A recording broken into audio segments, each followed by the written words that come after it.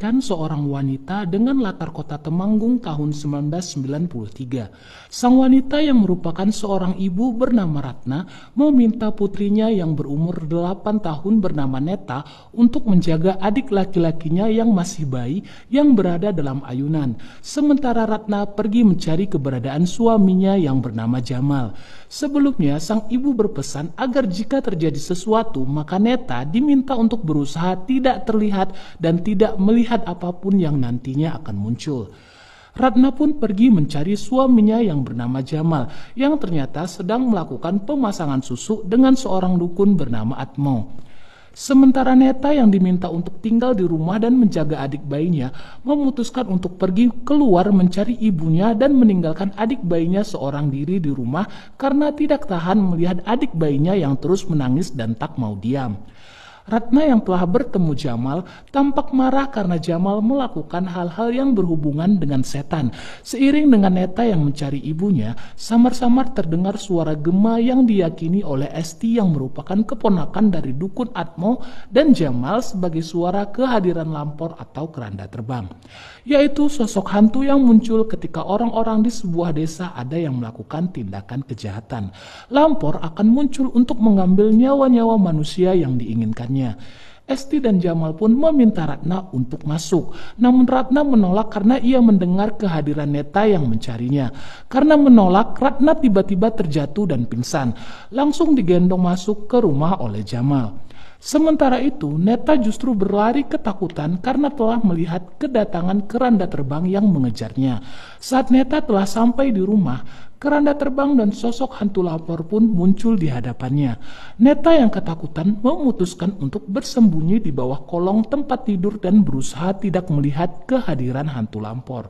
Namun, ia meninggalkan adik bayinya yang sedari tadi terus menangis sehingga sang adik menjadi satu-satunya yang terlihat oleh lampor, kemudian menjadi korban yang dibawa oleh lampor. Ratna yang pulang terkejut mendapati Neta yang telah menangis sembari memeluk ayunan adiknya. Ratna kemudian mencoba menyadarkan Neta bahwa ini bukanlah kesalahannya, melainkan kesalahan ayahnya. Ratna lalu mengajak putrinya untuk pergi jauh dari tempat tersebut guna menyelamatkan diri mereka dari lampor. Kita harus pergi jauh, jauh dari sini. Ibu gak mau kamu jadi korban lampor. Scene pun berpindah pada 20 tahun setelah itu, dengan latar belakang kota Medan tahun 2019, di mana memperlihatkan Neta yang telah menjadi seorang istri dari seorang pria bernama Edwin, di mana diceritakan bahwa Edwin tampak kesal karena selama ini Neta dan ibunya yang baru saja meninggal menyembunyikan rahasia tentang keberadaan sang ayah yang masih hidup di Pulau Jawa, di mana Edwin sebagai seorang menantu yang baik merasa harus bertemu dengan mertua lelakinya atau ayahnya Neta dan juga mempertemukan kedua anak mereka kepada sang kakek.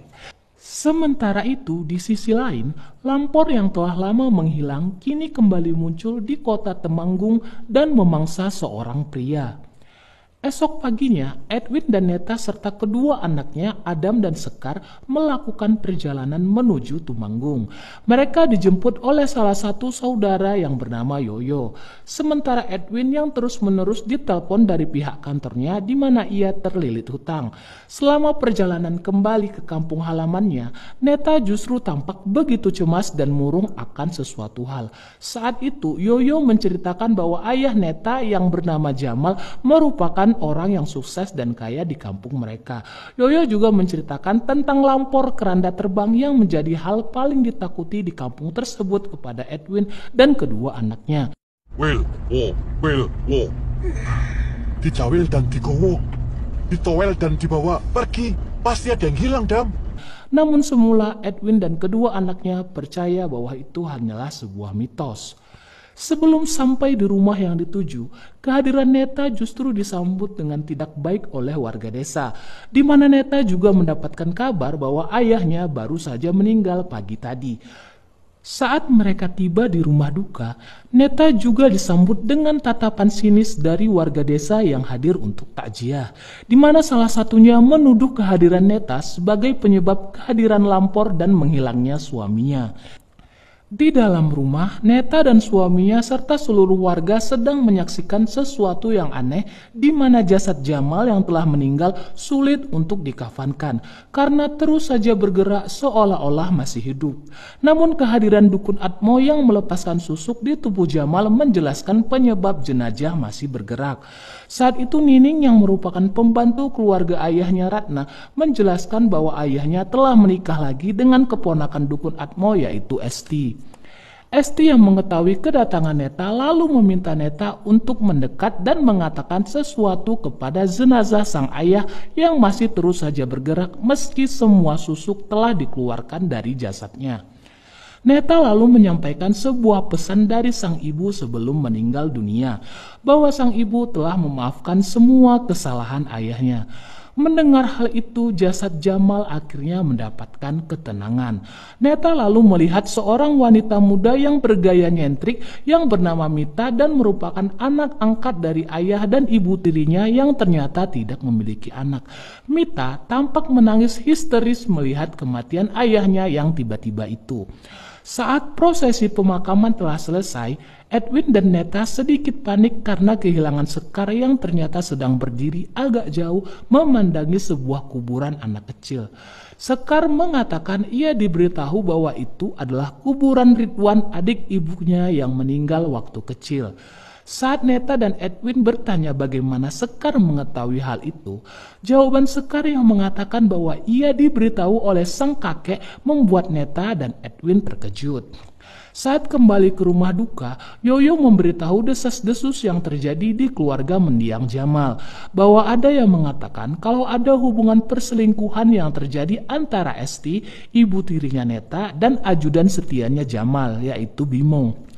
Saat sang pembantu yang bernama Nining mempersiapkan kamar untuk Neta dan keluarganya menginap, ia juga mengucapkan selamat kepada Neta karena menjadi satu-satunya anak yang mewarisi kekayaan sepeninggalan Jamal, sebab Mita yang anak tiri tidak berhak mendapatkannya.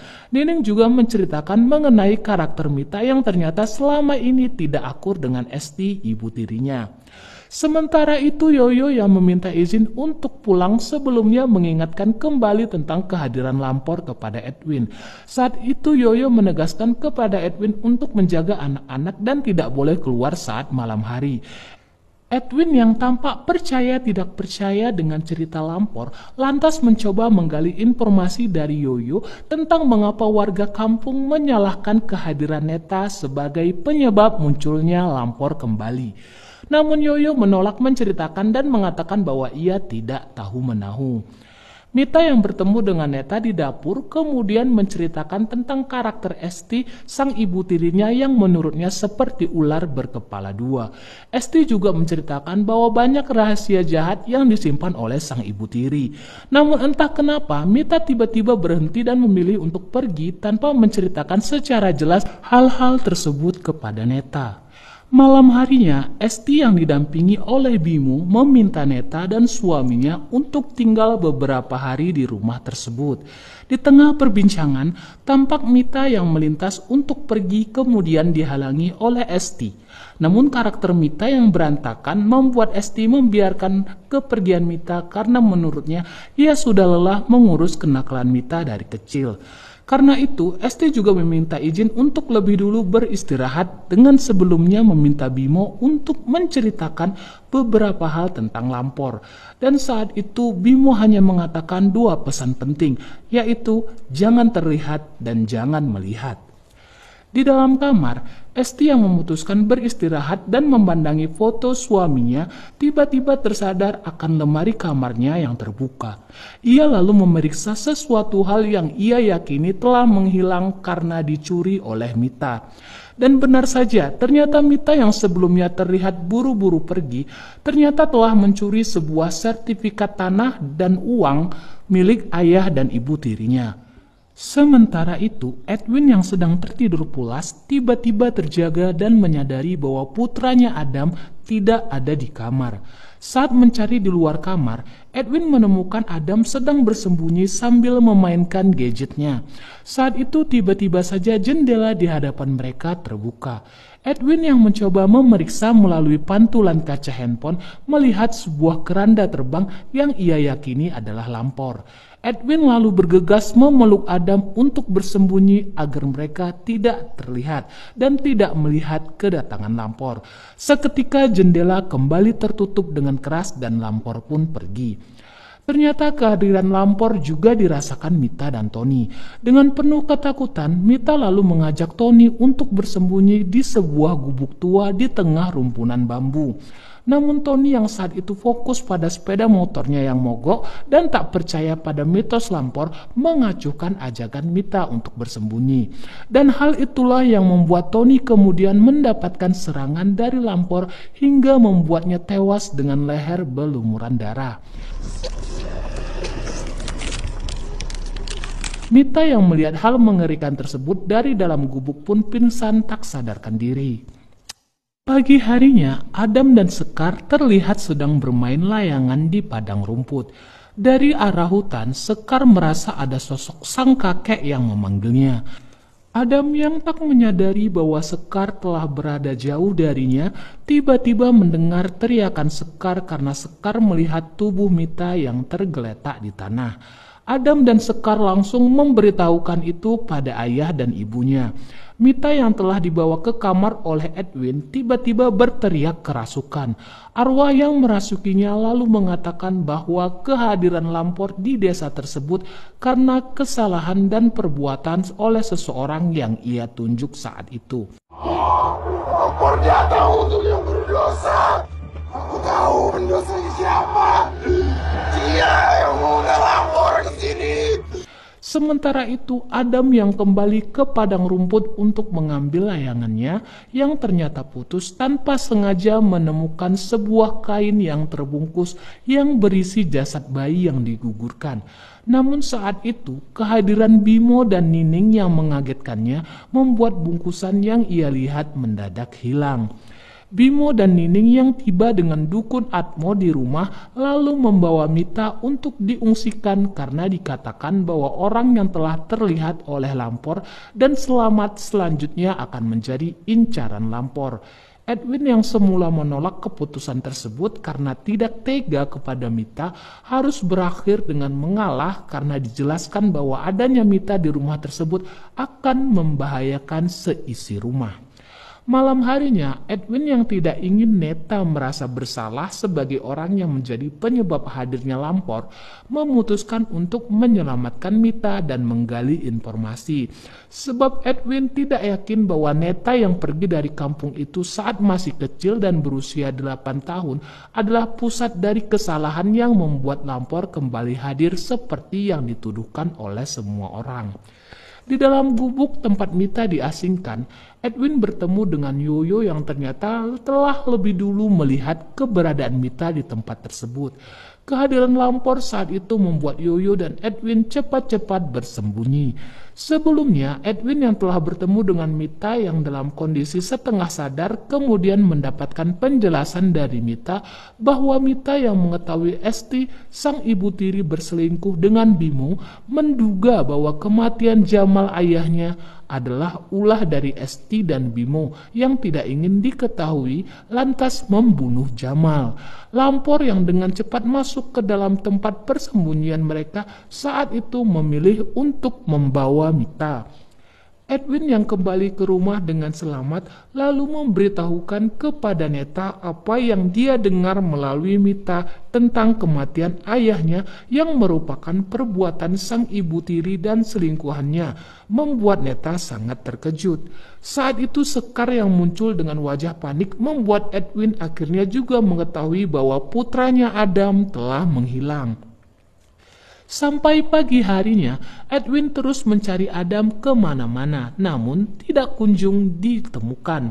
Sementara itu di rumah, kehadiran dukun Atmo dengan kemampuan supranaturalnya mencoba mencari keberadaan Adam, di mana saat itu dukun Atmo meminta sebuah barang yang terkait dengan Adam untuk melacak keberadaan Adam. Saat itu Bimo langsung menyerahkan gadget yang biasa dipakai Adam dari tangannya kepada dukun Atmo. Dukun Atmo lalu menjelaskan bahwa Adam telah dibawa oleh lampor. Edwin yang mendengar hal tersebut tampak marah terhadap Bimo karena ia merasa bahwa perbuatan atau kejahatan Bimo dan Esti lah yang menyebabkan Adam dibawa oleh Lampor. Bimo dan Esti yang mendengar hal itu tak kalah marah. Esti lalu mengatakan bahwa semua hal yang terjadi kepada Adam sebenarnya adalah ulah dari kesalahan Neta terdahulu. Neta yang saat itu langsung menghindar membuat Edwin semakin merasa bingung. Edwin lalu memaksa Neta untuk mengakui apa yang sebenarnya terjadi. Dan Neta pun akhirnya menceritakan kejadian yang menimpanya waktu ia berusia 8 tahun. Saat dimana seharusnya dirinya lah yang menjadi mangsa Lampor, namun Neta justru membiarkan sang adik menjadi korban. Dan perbuatan Neta itulah yang ia yakini menyebabkan Lampor kembali dan memangsa Adam.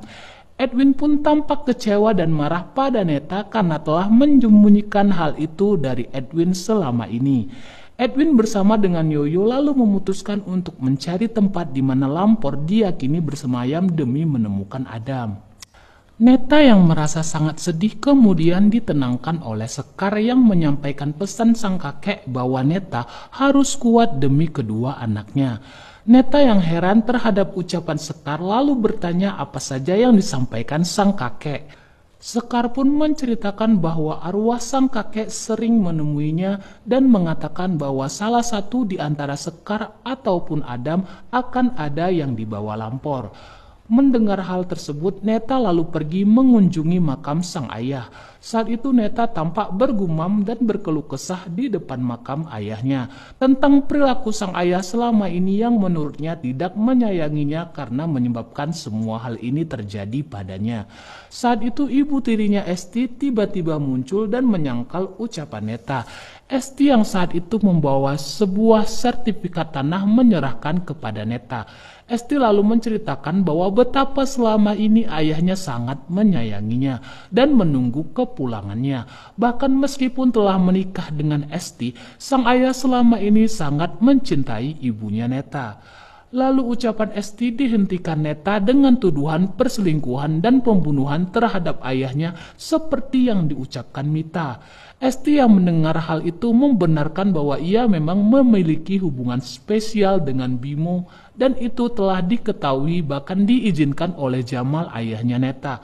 Dan Esti meyakini bahwa tidak ada hal-hal buruk atau perbuatan asusila yang ia lakukan selama hubungan itu berlangsung. Namun Esti dengan tegas menyangkal bahwa ia telah membunuh suaminya atau ayahnya Neta dan mengatakan bahwa semua itu adalah fitnah yang diucapkan Mita karena Mita tidak pernah menyukainya. Saat pulang ke rumah, melalui buku gambar Sekar, Neta melihat gambar yang berisi pertanda tentang sesuatu yang berhubungan dengan menghilangnya Adam. Setelah menitipkan Sekar pada ibu tirinya, Neta juga memberikan handphone yang terakhir digunakan Adam kepada Esti, yang memperlihatkan sebuah video pengkhianatan dan perselingkuhan Bimo dengan sang pembantu Nining yang terekam oleh handphone Adam. Dan hal itulah yang membuat Adam menghilang. Esti yang mengetahui hal tersebut tampak sangat sedih. Di tengah kesedihannya, arwah sang suami merasuki tubuh Sekar dan mengungkapkan pengkhianatan Bimo yang dicintai Esti selama ini, serta menitipkan pesan kepada Esti untuk menjaga Sekar. Di sisi lain, Yoyo dan Edwin telah sampai di tempat yang dituju. Saat itu Edwin memberanikan diri untuk menelusuri hutan mencari Adam sendirian. Sementara Yoyo yang menunggu lalu bergegas bersembunyi saat melihat kehadiran sebuah mobil pick-up yang dikendarai Bimo dan Dukun Atmo yang juga menuju ke tempat tersebut. Di dalam sebuah gua, Edwin melihat Dukun Atmo yang sedang melakukan sebuah ritual lantas langsung menyerang dan menanyakan keberadaan Adam. Atmo pun mengatakan bahwa Adam akan segera ditumbalkan terhadap Lampor dan mereka sudah terlambat. Terjadilah perkelahian antara Dukun Atmo dan Edwin. Saat itu Edwin berhasil melukai perut Dukun Atmo hingga terbelah dan mengeluarkan usus-ususnya. Namun Dukun Atmo yang sakti dapat bertahan dan menyerang balik Edwin hingga membuat Edwin pingsan. Dukun Atmo yang melarikan diri dan menemui Bimo lalu tergeletak tak berdaya. Bimo yang melihat hal tersebut langsung melarikan diri dengan mobil pick-up-nya. Sementara Edwin yang telah sadar bersama dengan Yoyo menyusul keberadaan Bimo. Sementara itu, Neta yang mengikuti petunjuk dari buku gambar diarahkan ke sebuah pohon besar. Ia lalu menggali tanah di bawah pohon tersebut dan mendapati sebuah bungkusan yang berisi janin bayi yang telah digugurkan. Neta lalu tiba-tiba diserang oleh kehadiran Nining yang tampak marah karena rahasianya telah terbongkar. Terjadilah perkelahian antara Nining dan Neta, namun kehadiran Bimo yang memukul Neta membuat Neta jatuh pingsan. Sin lantas menunjukkan Dukun Atmo yang bangun dari pingsannya, lalu dengan kesaktiannya ia mengobati luka di perutnya sehingga usus yang keluar dari perut yang terbelah kini sudah menyatu kembali. Di depan sebuah gubuk di mana Mita pernah diungsikan, Bimo dan Nining mengikat Neta dan Adam untuk diserahkan kepada Lampor. Setelah memberikan cahaya penerangan kepada Neta dan Adam agar mudah terlihat oleh Lampor, Bimo dan Nining pun bersembunyi di dalam gubuk menunggu kehadiran Lampor. Saat itu Yoyo dan Edwin pun tiba dan dengan cepat melepaskan ikatan yang melilit Adam dan Neta. Namun secepat kilat Lampor muncul. Neta yang ingin melindungi suami dan anaknya mencoba untuk menyerahkan diri kepada Lampor. Namun entah mengapa Lampor justru melepaskan Neta. Yoyo yang telah berhasil mematikan lampu penerangan yang menerangi Neta, Adam, dan Edwin lantas mengarahkan cahaya penerangan pada keberadaan Bimo dan Nining di dalam gubuk. Lampor pun langsung mendatangi keberadaan Bimo dan Nining dan menyerangnya. Saat itu Bimo yang ketakutan mencoba untuk menumbalkan Nining. Namun Bimo juga tewas tertimpa kayu tajam dari atas gubuk. Sementara itu Nining dengan tangan yang putus dibawa oleh Lampor. Neta yang saat itu meyakini bahwa Lampor akan pergi untuk mengambil Sekar, langsung bergegas membawa mobil pick-up dan pergi menuju tempat Sekar berada dengan disusul oleh Edwin dan Yoyo menggunakan kereta. Di rumah, Esti yang menyadari akan kehadiran sesuatu meminta Sekar untuk bersembunyi. Esti lalu mencoba menghadang keinginan Lampor untuk mengambil Sekar, namun Esti terlempar ke dinding hingga pingsan, dan persembunyian Sekar justru diketahui oleh Dukun Atmo. Dukun Atmo lalu memaksa Sekar untuk membuka mata dan melihat kedatangan dari Lampor. Neta yang telah tiba melihat kepergian Lampor dari rumah dan mendengar suara Sekar yang berteriak ketakutan dari dalam keranda mayat. Neta lalu mengejar dan menghalangi kepergian Lampor dengan menabrakkan mobilnya pada Lampor, yang membuat keranda mayat yang dibawa Lampor terpental. Dengan tertatih Neta berjalan keluar dari mobilnya untuk menyelamatkan Sekar. Saat itu Neta meminta Sekar untuk bersembunyi sementara Neta menyerahkan dirinya pada Lampor. Akan tetapi Sekar yang kembali dirasuki oleh arwah Jamal membuat Neta kembali mengingat pesan dari sang ibu bahwa kejahatan sebesar apapun akan kalah dengan cinta. Karena itu Neta pun langsung memeluk Sekar dengan penuh cinta, di mana saat itu Lampor terus berusaha mendekatinya. Scene pun berpindah memperlihatkan Edwin dan Yoyo yang telah sampai di rumah sambil berteriak-teriak memanggil nama Neta. Dukun Atmo yang melihat hal itu lantas mengatakan bahwa mereka tak seharusnya selamat agar tidak ada saksi yang tersisa.